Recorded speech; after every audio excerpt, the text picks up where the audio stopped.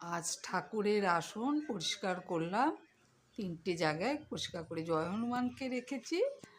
আর এই যে আমরা কাল বাজারে গেছিলাম সন্ধেবেলা, পুজো এসেছে তো ঠাকুরের জায়গাগুলো পরিষ্কার করেছি। আর পুজো করব বলে অষ্টমী মানে কৃষ্ণের জন্মাষ্টমী, তাই আমরা বাজারে এসেছি। আমি আর আমার ছেলে বাজার করেছি অনেক কিছুই, তা যা তোমাদের কিছুই দেখালাম না।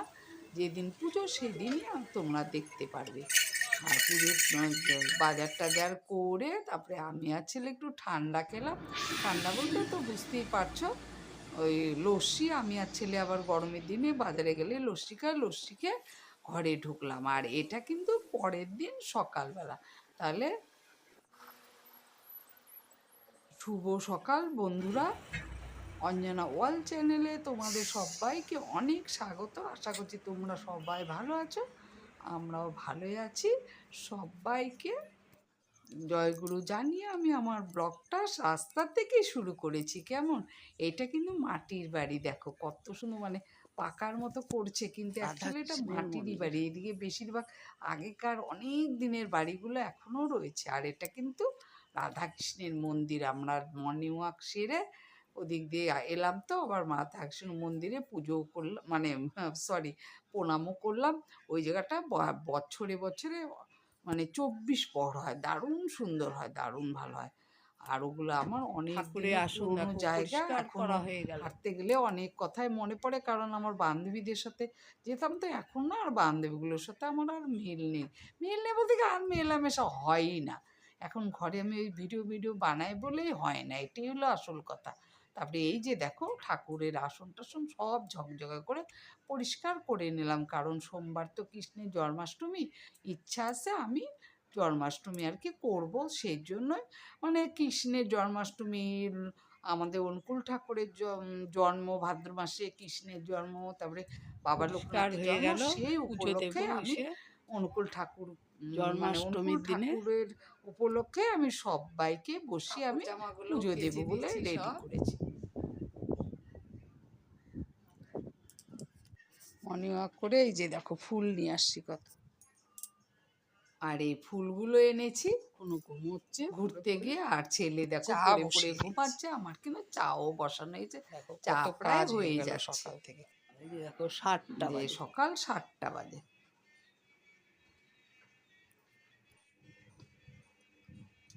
আর এই যে আমার বরমশাই বসে বসে চা খাচ্ছে, আমিও কিন্তু চা খাচ্ছি। রাস্তায় ঘুরে আসি না, বেশ মনটা ফ্রেশ লাগে, উঠবি না, মানে এত সুন্দর লাগে, মানে কি বলবো। আর ছেলে দেখো ঘুমোচ্ছে, বিছানার কি অবস্থা, বিছানা তোলা হয়নি, বেটা ঘুমোচ্ছে ঘুমাচ্ছে বলতে শুয়ে শুয়ে মোবাইল ঘাঁটছে। আর আমার বর এই যে খেতে বসে গেছে, ও এবার ভাত খায়, ভাত খেয়ে ও কাজে বেরোবে। আর আমি দেখো আলু আর ভেন্ডি ভাজা করছি। আর আমার না এমনই অভ্যাস, আমার না একটু নিরামিষই বলো আমিষই বলো, একটু ভাজা পোড়া না হলে খেতে পারি না। শরীরটি কিন্তু খুবই খারাপ হয়, তবু আমার জানি মুখেই রুচে না। একটু আলু ভাজা, একটু ভেন্ডি ভাজা এগুলো হলে ভালো লাগে। ছেলের জন্য একটু চা বসিয়ে দিলাম গরম করতে। আর এদিকে আমি কি রান্না করবো ওগুলো রেডি করছি। এদিকে দেখো সোয়াবিন আলু তরকারি করবো বলে কষাচ্ছি। এই যে কটা বাসন আবার জমেও গেছে, মেজেও নিলাম। এদিকে দেখো আমি আবার আটা মাখছি সোয়াবিনের তরকারিটা বসি। এদিকে কচু কিন্তু ভেজেছি, বুঝতে পারলে, কচু নরম নরম জায়গাটা ওইটা একটু ভেজে নিচ্ছি কালো জিরা ফোড়ন দিয়ে কচু। আর ভেজেছি ভেন্ডি ভাজা, আলু ভাজা আর সোয়াবিনের তরকারি। আর এদিকে কিন্তু আমি সোয়াবিনের তরকারিটা বসে আটা মাখতে বসে গেছি, কারণ আমি তো সিম করে রান্না করি। এদিকে তরকারিটা হতে থাক, এদিকে আমার আটা মাখাও হয়ে গেলো, রুটি বেলে রুটিগুলো ভাজবে, এদিকে সোয়াবিনের তরকারিটাও কমপ্লিট হবে হওয়া। আমি বেশিরভাগ কিন্তু সব রান্না করি সিম করে, কেন বলো তো, আমি তো সময় পাই, সকাল দিকে রান্না করি, ওই জন্য প্রথমে ভাজা বসাবো, সিম করে রেখে দিব। ওই জন্য আমার রান্নাগুলো না বেশ ভালো হয় গো।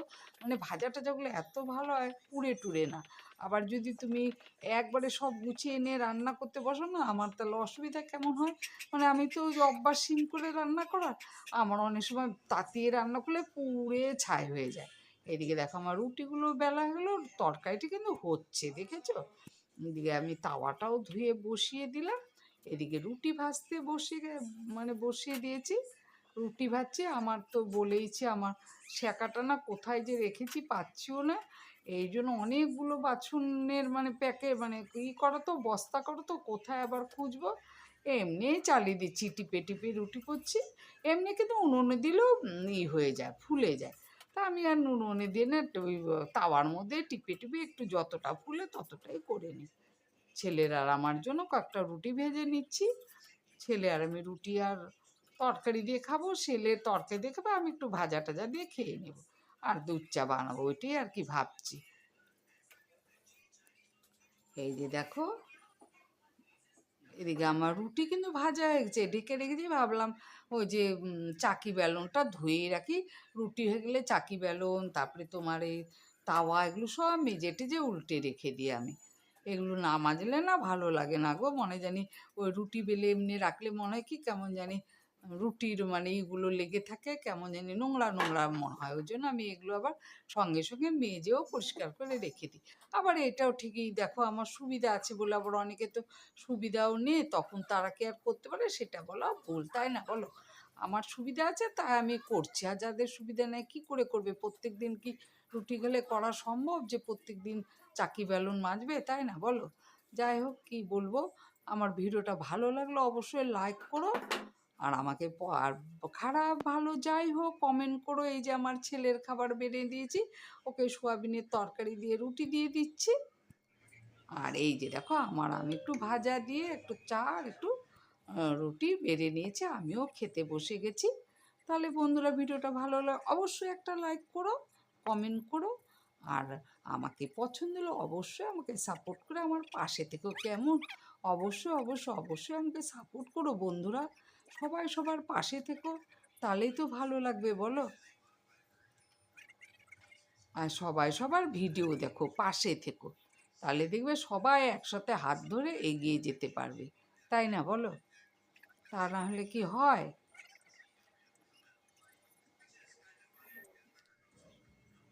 তারপরে এই যে আমার রুটি খাওয়া হয়ে গেলো, আমি কিন্তু আবার একটু চা রুটিও লাস্টে একটু রুটি রেখে দিই চা দিয়ে খাই। আমি এটা আবার ভীষণ ভালোবাসি, চা দিয়ে রুটি চুবিয়ে চুবিয়ে খেতে, না এটাও আমার ভীষণ ভালো লাগে। খাওয়া হয়ে গেলো, কত তারপরে এই যে বাসন আবার আবার চায়ের জমে গেল, বাসন জমে গেছে। বাসনগুলো মাজি। তারপরে এই যে দেখো বাসনগুলো মেজে নিচ্ছি।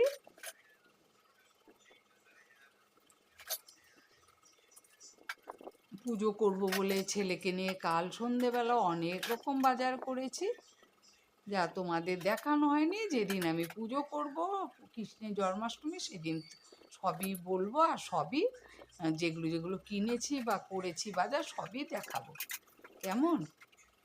তোমরা আমার সঙ্গে থেকো। আর কৃষ্ণের জন্মাষ্টমীটা কিন্তু আমি খুব সুন্দর করে করব। সব ঠাকুর মানে বসে কৃষ্ণকে, তারপরে বাবা লোকনাথকে, আমার দয়াল অনুকূলচন্দ্র ঠাকুরকে, আমি অনুকূলচন্দ্রের মানে ঠাকুরের উপলক্ষে ওই দিনটা আর কি পালন করব। ভাদ্র মাসে আমাদের অনুকূল ঠাকুরের জন্ম তো, কিন্তু আমি জানি 30শে ভাদ্রে জন্ম, কিন্তু ওই দিন থেকে কি ওই দিন করলে না অত তাল পাওয়া যায় না, ওই জন্য আমি আগেই করে ফেলি। লাস্ট দিন আগে করতাম, দেখি তাল পাওয়া যায় না। এদিকে দেখো বিছানা আমার তুলে চান কমপ্লিট, করতে নেমেছিলাম গুছানো হয়ে দেখো গেল, সব বন্ধুরা, পরিষ্কার করে আর কত ঘর দুয়ার জল মুছে হয়ে চান গেছে দান দেখো। করতে গেলাম, চানও হয়ে এই গেল, আর লাইট দেখো কি জ্বালালাম, মুসুল দেখো ধারা বৃষ্টি হয়েছে।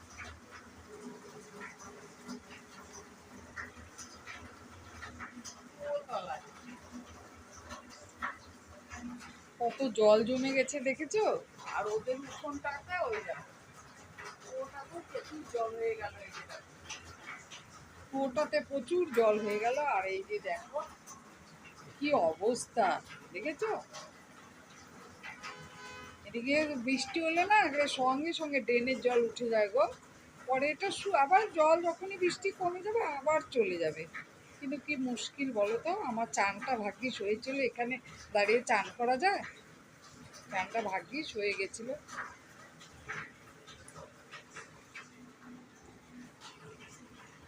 ওই রাস্তা দিয়ে তো মানে অসম্ভব জলের রাস্তাটা যদি সামনে যে দরজাটা যদি খুলি, মানে কি বলবো, অসম্ভব জল।